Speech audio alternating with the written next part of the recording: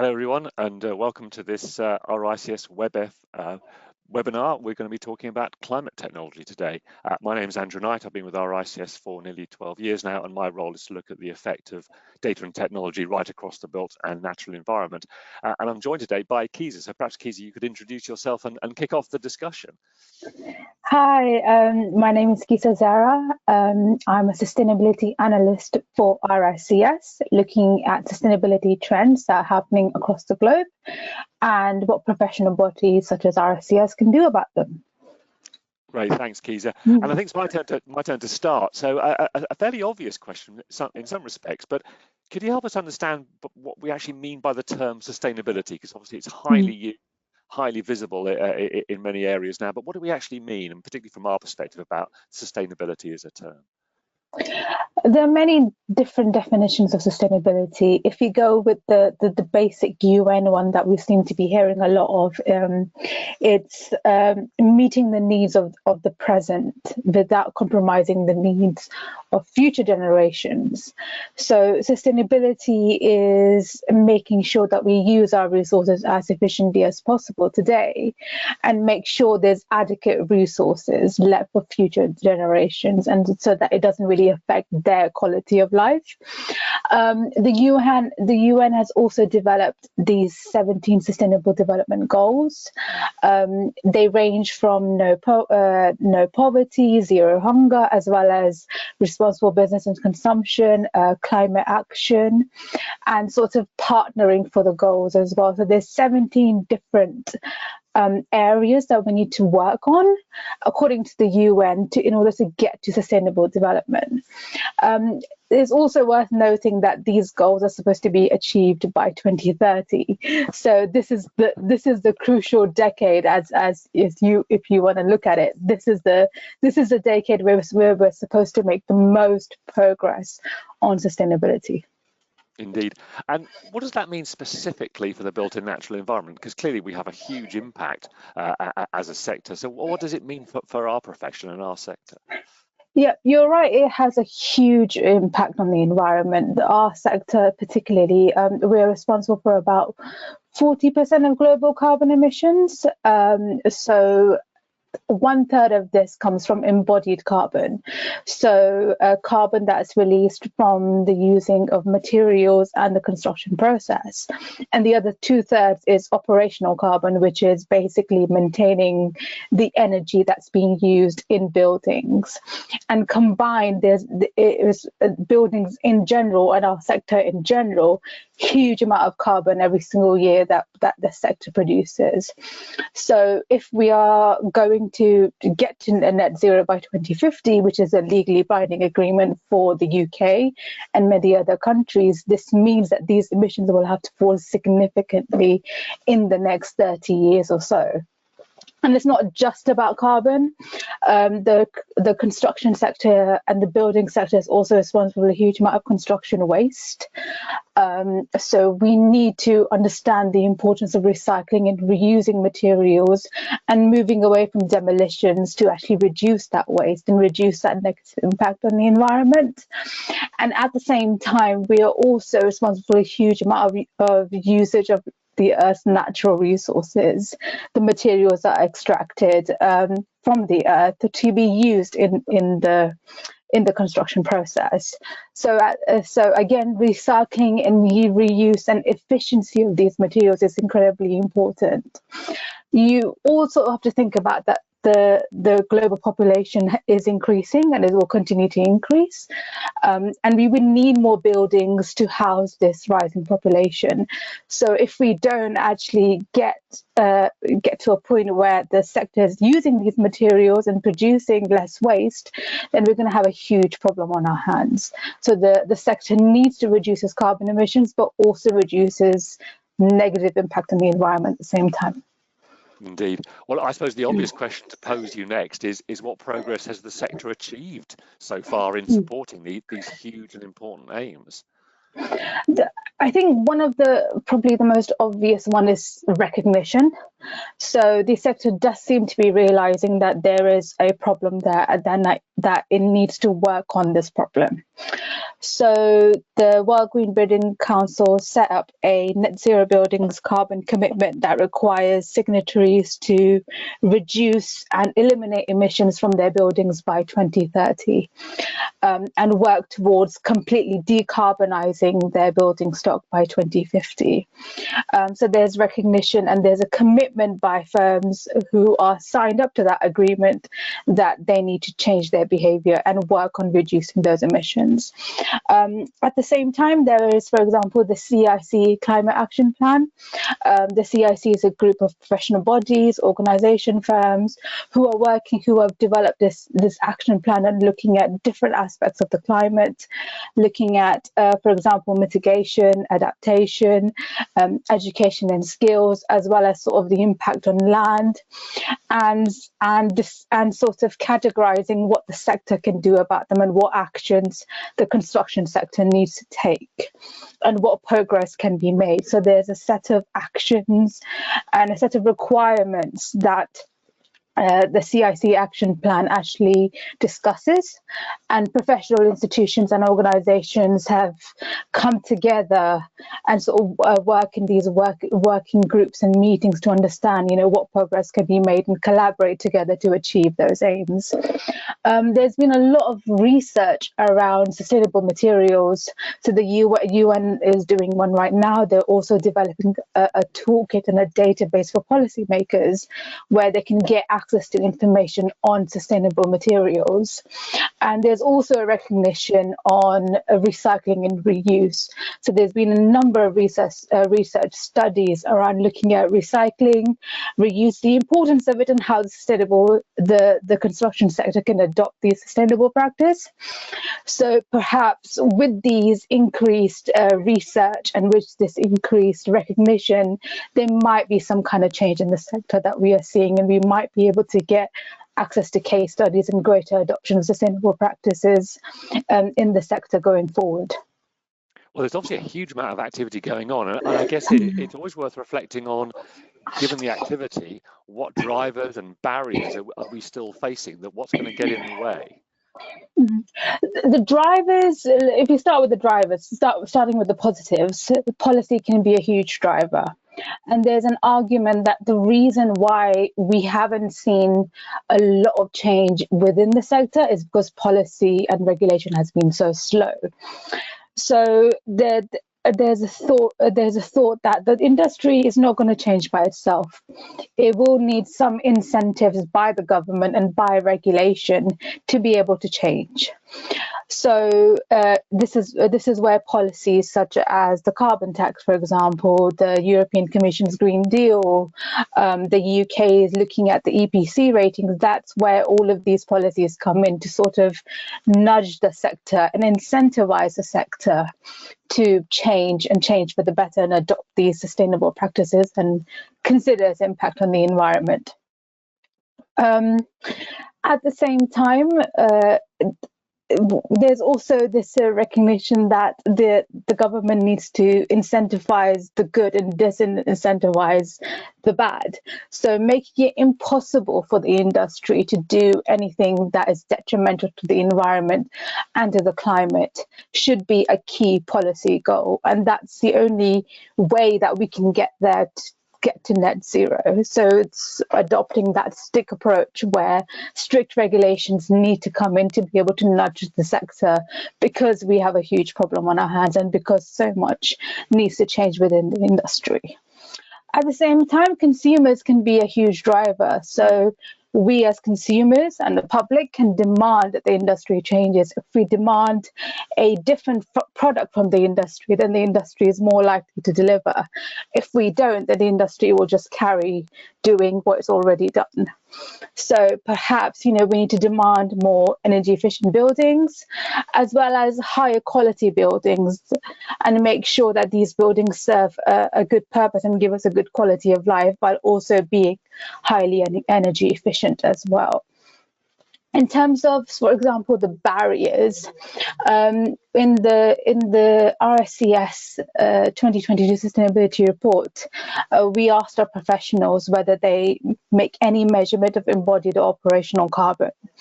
The majority in their construction projects, the majority of these professionals said that they did not. They did not measure embodied or operational carbon within the construction project, and that's a huge problem. We also asked, well, what are the barriers from the sector from decarbonising, from reducing its emissions?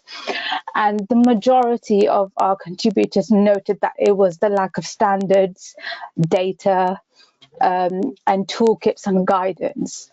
So the industry needs these global standards, these global toolkits to be able to adopt them, and then use them to be able to measure their impact on the environment, measure their carbon emissions, and as well as report on carbon. So the reason why the industry hasn't changed so much because there's not enough tools available for it to help it to change. There's not enough guidance, there's not enough standards. And we need to work on those standards to be able to get to where we are and sort of have, increased climate action and reduce emissions in the coming 30 years or so. At the same time, there was also a recognition from our professionals that actually noted that it was the lack of education and skills. So whilst the industry recognizes that there's a problem, it lacks the education, knowledge and skills to be able to adopt these sustainable practices, understand what it needs to do, the importance of, for example, climate action, and how their day-to-day work or how their day-to-day how their day-to-day works actually impacting the environment and climate, and what can they do about it, as well as education on, for example, how to use the standards that already exist and how to use the toolkits that already exist as well.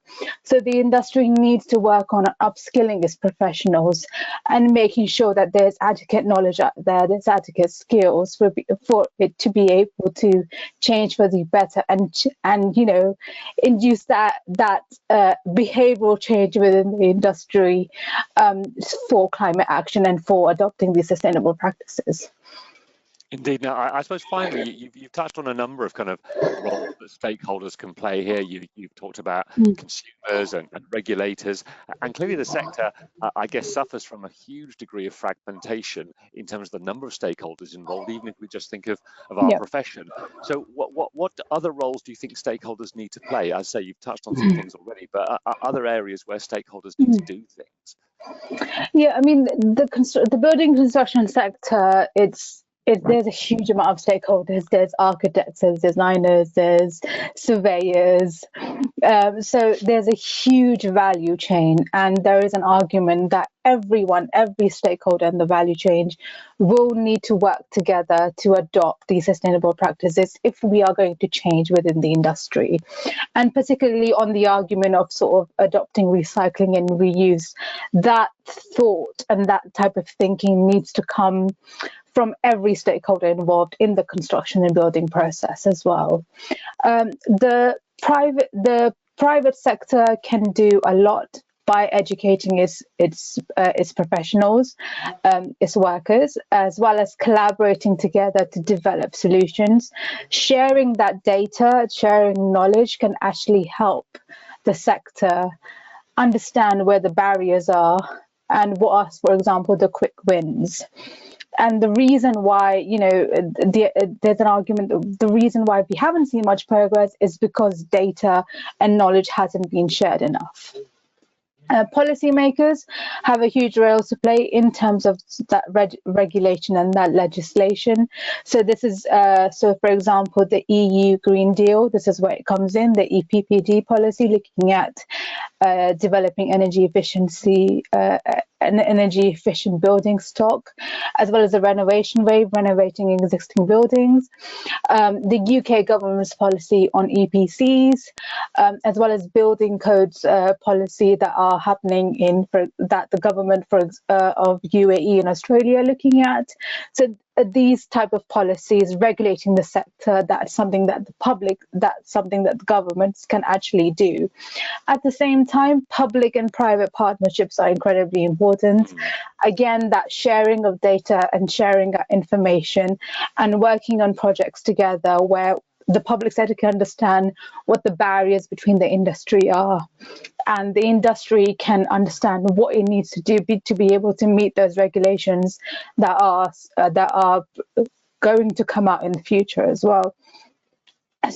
And professional institutions such as RICS will need to work on developing standards and tools. So we already have some standards. We have ICMS 3 that was developed and released last year. It looks at carbon reporting alongside cost reporting as well. So professionals using that standard can understand what the trade-offs are between carbon and cost.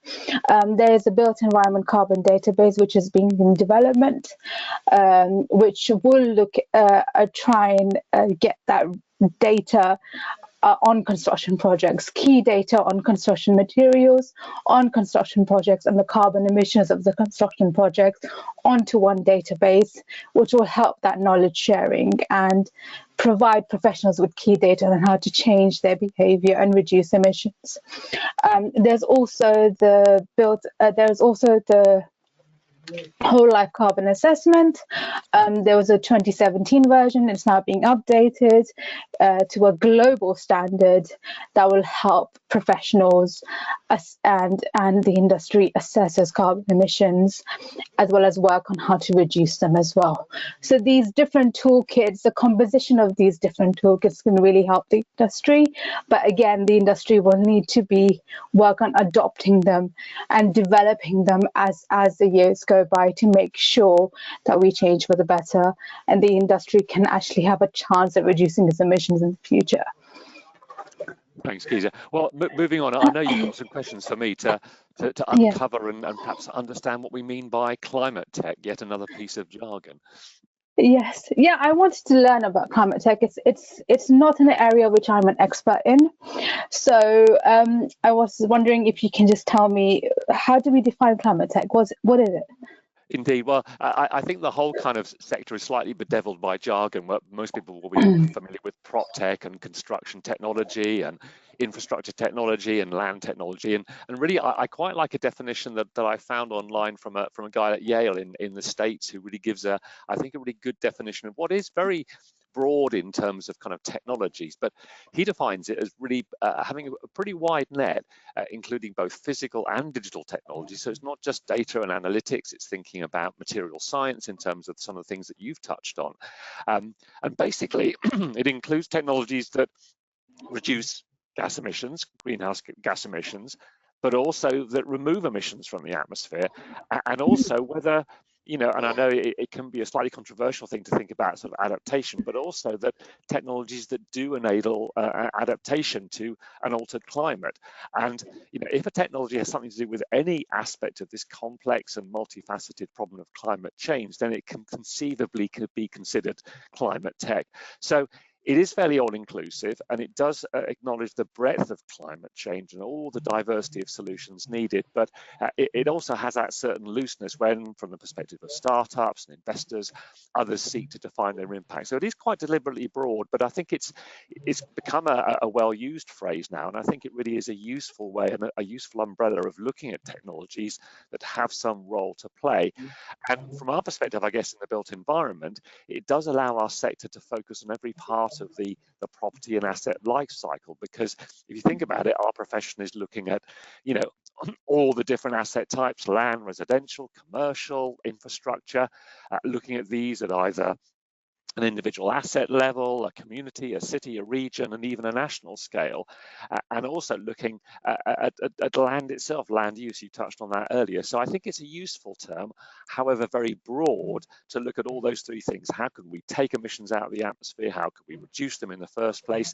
And realistically, how can we actually look at adaptation and resilience? Because I know there was an interesting article in The Economist a couple of weeks ago where they were slightly downbeat on the the likelihood of actually achieving 1.50 degrees as the limit, and say that we do have to have some adaptation, some resilience built in. And how can the built in and natural environment adopt these new technologies? Well, I think you've touched on it earlier. I think there's some real challenges on awareness and skills and knowledge. And I think to some extent, a kind of fundamental, perhaps, change of mind shift in terms of research and development and looking at assets in that whole life way. And you touched on earlier the ICMS standard that we've recently updated to include that carbon emission to build on the existing version that already had that whole life view. So I think, as well as the fact that the data and technology is largely already out there, certain elements do need to be built. There's a lot of technology out there that's already there to use, but I think it's a change of mindset. It's a change of disciplines around thinking about data more in a more structured way, getting data built up on assets that really hasn't been really curated and formed yet in a usable way. And a huge area, I think, around skills. And clearly there are barriers and there are drivers, as you've touched on. And I think some of those will certainly drive changes in behaviours. But I think the sector really does have to reflect on the role it has to play and seek out startups, different kinds of firms who are adopting these things, but think very differently from the ground upwards, to at the risk of using a pun there on land use, but to think very much from the ground upwards. How are we going to manage and build assets through their full life cycle and look at all those impacts, as you said yourself, looking at waste, recycling, material banks. So really a big change of mindset, I think, is required. And can you share examples of the sector adopting these technologies? Do you have any case studies that you can share?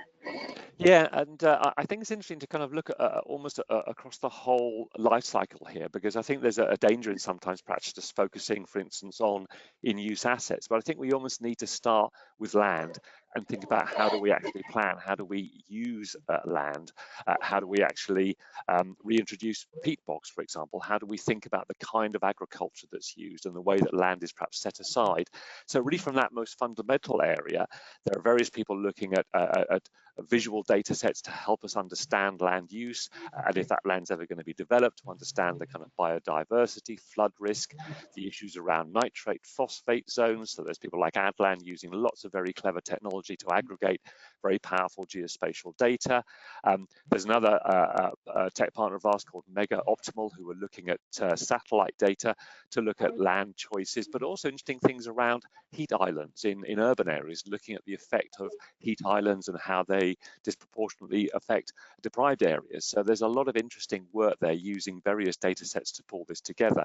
And I think what's also really important is that design decision really at the beginning of construction. I mean, there's the old phrase that the most sustainable building ever is the one that's never been built. But if we are going to put new builds, we need to think really from day one, what are those design choices? Looking at the kind of materials used, looking at the kind of impact from a social value perspective, clearly looking at embodied and operational carbon. And once again, there's a tech partner of ours called Life Proven, who are looking at this real sort of data design perspective, almost from a kind of quantity surveying perspective, but saying actually there are design decisions here which have effects on, yes, on cost, but also embodied carbon, operational carbon, but also working very closely with the stakeholders who will be living and using these properties to understand the impact on social value, to understand the impact on heating and livability from that point of view. So I think some early choices that have to be decided that have real effects right across the whole life cycle.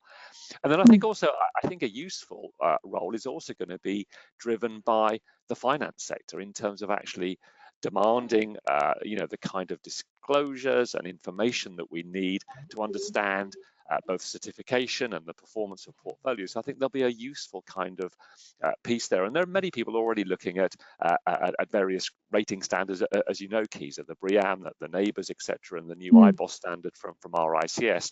And I think that kind of data technology, which is going to be looking at analytics, will drive a lot of good behaviours by having that kind of financial perspective to drive and change behaviours. And then obviously in the whole kind of retrofit and construction piece, there are many firms looking at the ability to put different kinds of interventions on existing buildings in terms of photoelectric and wind power, and also people using lots of thermal technology to look at heat loss from buildings. So a lot of useful kind of both through the construction phase and through retrofit, looking at how we can understand where we can put PV cells. I know View City, one of the tech partners, are doing a lot of work to look at rooftops and work out on a portfolio exactly the square meterage that's available, the kind of problems there might be with in terms of shade from other buildings, and looking really how to optimize where you can put those kind of assets on top of a large portfolio. Another partner of ours in Australia, Boom Power, looking at how they can work with social housing providers to look at retrofit, and once again looking at the siting of solar power. So a lot of examples there in that kind of construction piece, and then clearly a lot of activity in the operational phase. Clearly buildings hopefully will be used for a long time to get the most design life, and you've got many firms out there looking at both retrofitting stock, because obviously one of the big challenges we have is that most of our building stock is already built. It's all very well focusing on new builds with really exciting inbuilt sensors, Internet of Things, highly smart buildings. But the reality is the vast majority of our building stock we want to use and to retrofit and have it working in a sustainable way, and so much of that is existing building stock. So there's lots of people looking at how they can retrofit sensors, retrofit building management systems to really understand how well to make our buildings run. I was looking at some research recently that said that I think in the city of New York, a huge percentage of emissions was coming from a relatively small number of buildings, that actually, if we can focus and understand the data, and so there's various firms looking at this whole operational phase to make sure we have better data, better decisions, and that we can do a lot of using AI and machine learning. We can have predictive ways of running HVAC in a much more effective way. I mean, HVAC, I think, is a large percentage of cost and electricity and emissions in many commercial buildings, and by using various technologies to drive and predict when these HVAC systems are operational, there's a huge amount of saving there. And I think, as you mentioned earlier, end of life is a huge area for us to look at. And I think, as you touched on, we need to avoid demolition as much as possible, but we also need to be thinking long term about end of life material banks, having information to allow us to recycle material as best as possible if we do have to do major refits, and also think about the value of some of these products. There's high quality steel. There may be other ways of financing the construction which recognizes the kind of quality of components that go in and have them in that material bank, and also have use technology to make sure we understand how to take buildings apart. A design life of a building may be many decades, and a lot of information is typically lost in the construction and operational process. So that hopefully gives a flavor of the fact that we can use climate tech all the way from land use, all the way through construction, valuation, finance, operations to end of life, to minimize all these negative effects. You've mentioned a lot about firms and drivers. So can you share what type of firms are sort of driving climate tech? Is it SMEs, or is it these very much large organizations that are sort of giving it the push? Actually, ironically, I think there's a lot of startup activities. There's a lot of smaller organizations who are doing, very significant pieces of work, and clearly they're doing it from a commercial perspective. Obviously, it's not pure altruism, but there's a lot of startups who are looking at these kind of challenges. And I guess that's one of the challenges for the sector, is that there's a lot of people out there doing different things. Clearly, large players are looking at this, but a lot of activity is coming from that innovative, dare I say, disruptive kind of prop tech mentality of people coming into the sector with a very different view, understanding the challenges here, but bringing external expertise, external technical knowledge, particularly around data analytics, sensors, bringing it into the sector. And I think in a very positive way, bringing some new thinking. So I think the challenge for our sector is to reach out to these participants, understand the kind of offerings that are there, and test and implement them and see how they can actually bring value. And I say there's some research going on, very interesting things around material sciences from an academic perspective, where people are looking at using graphene and putting that into concrete, which means there's far less carbon used in the production of the concrete. By using graphene, it's actually stronger than using rebar steel. So there's some really exciting, research going on there, sort of blue sky research, looking at those material sciences. So I think the sector needs to be very eclectic, very outward looking, to look at all these different participants and see who's bringing really clever, valuable ideas to the sector. Mhm. What are the barriers to adopting climate tech? What is the problem, the key issues that we need to resolve so climate tech can actually move forward? I think, as you mentioned, I think unfortunately that the sector is still not measuring enough. It's still not recording enough data, and to be fair, it still lacks access to data in terms of understanding the materials it uses, the kind of embodied carbon. As I touched on, so many in-use assets don't have the kind of data that we need to understand how well they're performing, the barriers, if we think in commercial real estate, between asset managers, occupiers, in terms of even just the simple things of utility bills and understanding performance. So I think there's a lot of barriers around just having quality data at many levels through the process. I think there is a skills gap, and I think there is historically financial pressures on seeing real estate as an asset that has to have its cost minimized. But I think in a good sense, clearly climate change will drive a lot of change, because I always see as almost three things, and you've touched on some of these earlier. There's obviously going to be regulatory pressure, both in terms of ESG reporting and things like minimum energy standards that will drive behaviour changes and drive people to adopt these standards. And as we know now, as a result of the Ukraine war and the whole cost pressures on energy, simply the need to save money on energy costs, particularly, I think will drive behaviours. And then ultimately, I think there is a good altruistic reason to do this, and pressure from consumers.